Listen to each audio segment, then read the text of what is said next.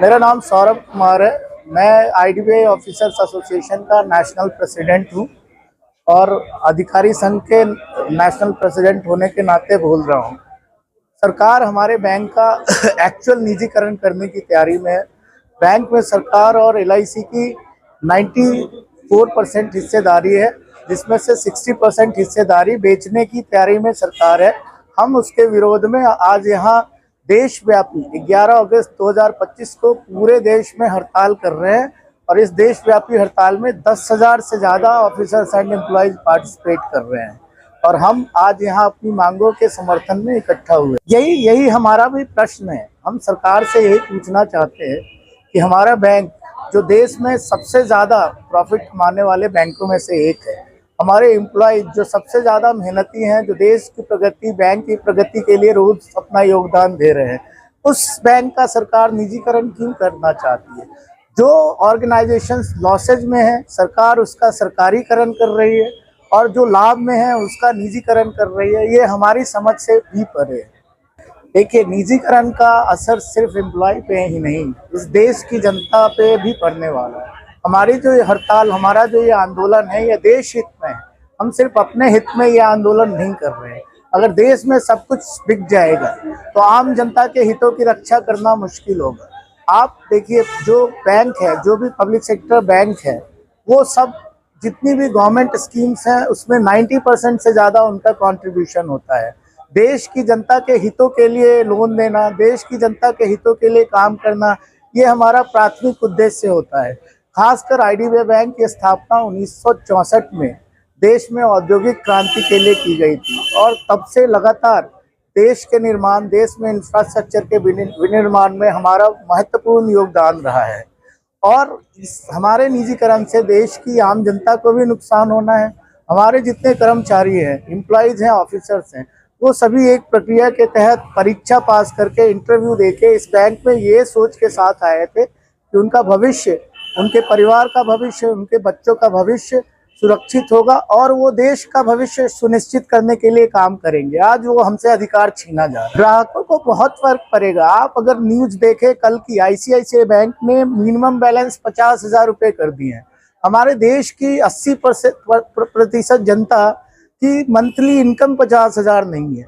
वो 50,000 का खाता कहाँ से खोलेंगे? उनका परिवार, एक परिवार में 5 खाते, 2.5 लाख रुपए चाहिए। आज जो पब्लिक सेक्टर बैंक है वो देश की आम जनता के लिए काम कर रहे हैं। आम जनता को उनकी बेसिक सुविधाओं से वंचित किया जाएगा। जो छोटे छोटे लोन हैं, जो छोटे छोटे उद्योगपति हैं, जो सरकारी स्कीम्स हैं, उन सब से वो वंचित हो जाएंगे। इस तरह से देश के, नेशन के इंटरेस्ट में ये निजीकरण नहीं है और हम इसके का पुरजोर विरोध करें। ये सबसे बड़ी समस्या है। जब से देश आज़ाद हुआ है, 100 से ज़्यादा निजी बैंक या तो बंद हो चुके हैं या उनको बचाने के लिए सरकारी बैंक आगे आए हैं। सबसे लेटेस्ट एग्जांपल आपने देखा होगा, यस बैंक। इतना बड़ा बैंक था, उसको बचाने के लिए एसबीआई आगे आया। अब जो बैंक डूब रहे हैं उससे देश की जनता के पैसे भी उसके साथ मुश्किल में पड़ रहे हैं। अब आपने देखा होगा Punjab and Maharashtra cooperative bank, अभी पीछे मोरेटोरियम लग गया, लोग पैसे पैसे को तरस गए। वैसी स्थिति इस देश में नहीं आनी चाहिए। जो सरकारी बैंक है उनके साथ एक सॉवरेन गारंटी होती है, गवर्नमेंट की गारंटी होती है, जनता के पैसे सुरक्षित होते हैं। ये सब रिस्क पे है। हमारा करियर, जनता का भविष्य, ये सरकार सबको रिस्क पे रख रही है। हम निरंतर अपने प्रयास जारी रखेंगे। स्ट्राइक, एजिटेशन हमारा डेमोक्रेटिक राइट है, इसको हम हर कदम पे यूज़ करेंगे। आगे हमारे सपोर्ट में, सहयोग के लिए पूरा United forum of banking unions, जिसमें 9 लाख अधिकारी और कर्मचारी काम करते हैं, जो इस देश का दूसरा सबसे बड़ा एम्प्लॉयर है, public sector employer, United forum of banking unions comprising 9 lakh officers and employees, वो सब हमारे सपोर्ट में स्ट्राइक पे जाएंगे। हम जनता से जुड़ेंगे, उनको समझाएंगे निजीकरण का क्या उन पे असर होने वाला है। हम लगातार अपने प्रयास जारी रखेंगे और हमें पूरी उम्मीद है कि हम सरकार की इस प्रक्रिया को डिरेल करेंगे, रोकेंगे, बंद करेंगे और जो खरीदार हैं उनको भी भगाएंगे। नमस्कार जी, मेरा नाम परमजीत भल्ला है। निजीकरण का आप देख रहे हैं कि हमारे मेंटल, फिजिकल और इमोशनल सब पे इफेक्ट पड़ रहा है। हमने अपने बैंक को हर समय अपने घर से ज़्यादा प्रायोरिटाइज किया है। हमारे लिए बैंक ही हमारा घर है। हम 14 से 15 घंटे से बैंक में रहते हैं। हमारे लिए हमारे सहपाठी जो साथ में काम कर रहे हैं वही हमारा परिवार है। तो आप बताइए, बिना परिवार, बिना हमारी नौकरी, बिना सब कुछ के हम कैसे जी पाएंगे।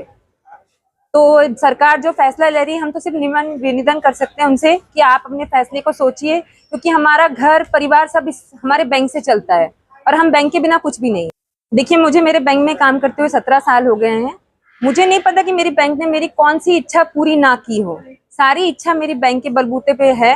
तो मुझे ये भी अति विश्वास है कि बैंक अपना ये फैसला जो गवर्नमेंट ने लिया है वो उसको सोचेगी।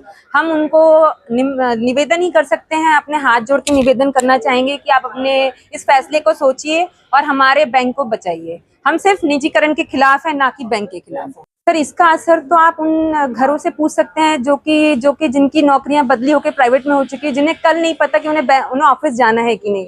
तो हम इस दुविधा में नहीं जाना चाहते सर। हम रोज ऑफिस जाना चाहते हैं, हम अपने घर में जाना चाहते हैं। हमारा बैंक हमारा घर है सर, जिसमें हम अपने फलते फूलते अपने आप को देखना चाहते हैं।